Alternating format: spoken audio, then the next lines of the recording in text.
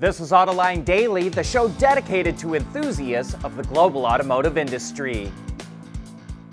That chip shortage is going from bad to worse.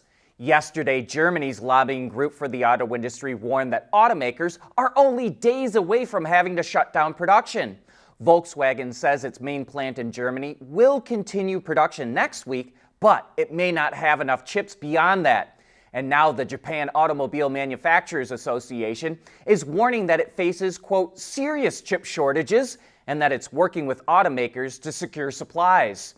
As you may have heard us say, the issue started when a Dutch chip maker called Nexperia got bought out by a Chinese company called Wingtech.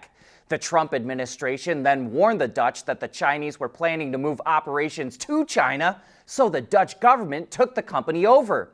China retaliated by cutting off exports of Nexperia components made in China, and that's what has triggered this new chip shortage.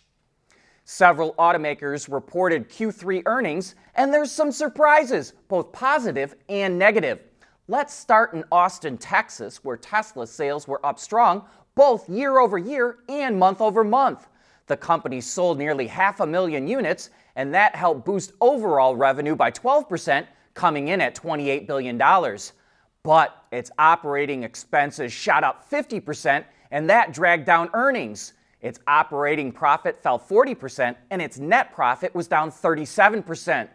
One key metric to keep an eye on is all the money that Tesla gets from selling ZEV credits to other automakers. That dropped 43%, and we think it will fall even more in the quarters ahead. Investors didn't like the news, and the stock was down about 4%. Now let's move over to Sweden.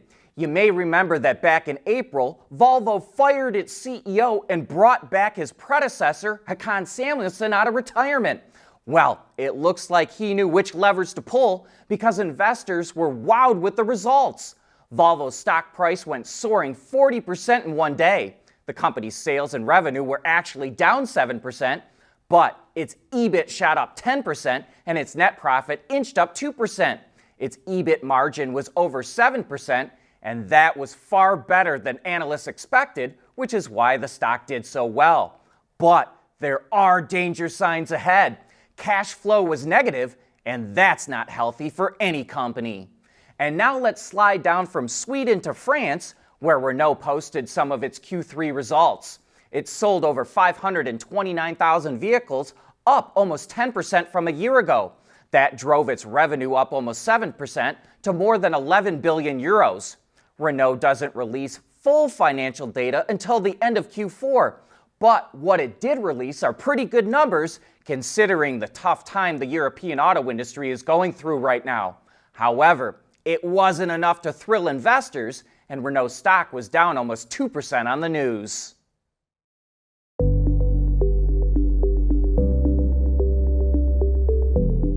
Developing today's vehicles, issues can happen in an instant. What good is knowing your problems without the data to solve them? Meet Wireless Neovi Cloud, your secure off-the-shelf solution, empowering real-time collaboration for quick resolution. With Wireless Neovi Cloud, your team can prevent issues before they can escalate. Driver communication data and remote diagnostics to analyze and resolve your problems using OTA, allowing your executives oversight throughout the process. Wireless Neovi Cloud, your vehicle update solution in production and on the road. Intrepid Control Systems, driven by your data.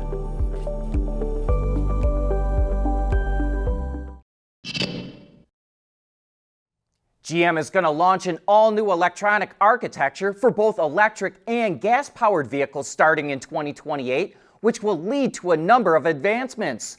The architecture features a centralized computing platform, which consolidates dozens of control units into a liquid-cooled computing core that controls all of the vehicle's main functions, like propulsion, steering, braking, infotainment, and safety through a high-speed Ethernet system.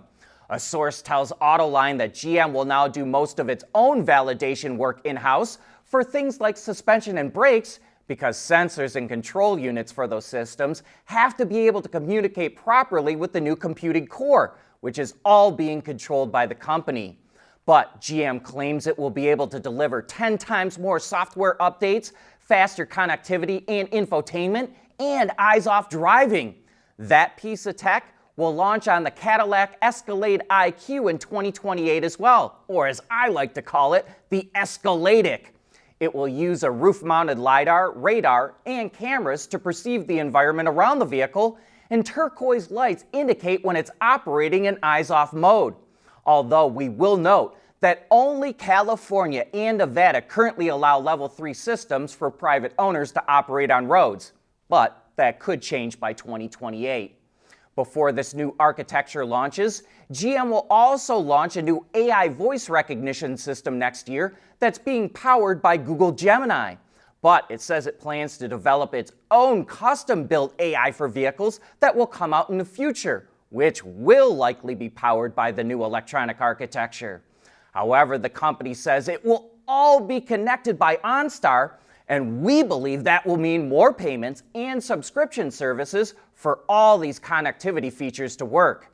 And in one last bit of unrelated GM news, the company says it's also advancing its work on robotics, and as part of that, it will start installing more cobots or collaborative robots in its U.S. plants this year.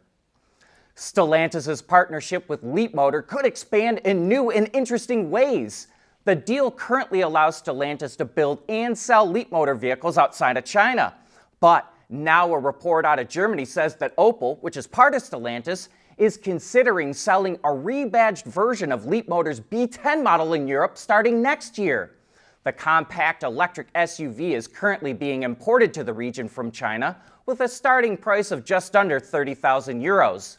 Next year, the B10 will go into production at Stellantis' plant in Spain that also builds the Opel Corsa and Mocha and the Citroën C3 Aircross. Leapmotor plans to launch a range-extended version of the B10 in Europe next year as well. But will Stellantis survive long enough to see that day? The company didn't come into existence until 2021, when Fiat Chrysler merged with Peugeot. And though it's the 5th largest global automaker by sales, it may not make it to the end of the decade, at least not as Stellantis, that is. Carlos Tavares, the company's former CEO, who was pushed out last December, says he worries that Stellantis will likely be broken up. Tavares wrote a book about his career, and in it he says that a Chinese automaker could end up buying Fiat and Peugeot, while Chrysler goes back to U.S. ownership. Wow, that would be pretty crazy, but let us know what you think. BMW is trying to keep diesels alive with renewable fuels. The automaker is now putting biofuel into all of its diesel models at the factory in Germany before it delivers them to dealers. The fuel, called HVO100, is made by a Finnish renewable fuel maker, and it reduces CO2 for what they call well-to-wheel by up to 90% compared to regular diesel. BMW says it's also made deals with fleet operators in Germany and Italy to start testing the fuel. BMW will collect data from the test to demonstrate how the fuel can contribute to CO2 reduction, with the hopes that the EU will adopt legislation for more widespread use. But that's a wrap for today's show. Thanks for tuning in.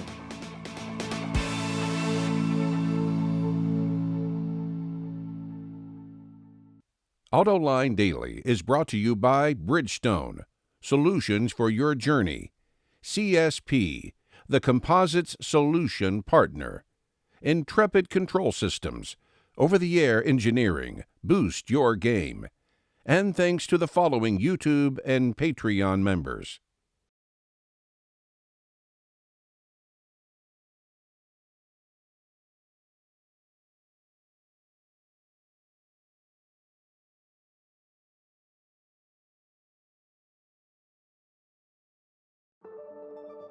At CSP, we work with OEM engineers across the country on their journeys to lighter, safer, and more eco-friendly vehicles. Learn more at thecsp.com. Knowing that a little rain won't slow down your day, that's what really matters. Bridgestone Turanza Quiet Track tires. Confident control in wet conditions. Discover more than 300 best-in-class automotive solution providers this fall at Automotive Testing Expo and Automotive Interiors Expo North America. You'll see solutions for data acquisition, durability testing, electric and hybrid powertrain testing, ADAS testing, and more at Automotive Testing Expo. While at Automotive Interiors Expo, you'll see the latest in materials and coatings, smart textiles, ambient lighting, HMIs, and more. Join us from October 21st to 23rd at the Suburban Collection Showplace, Novi, Michigan.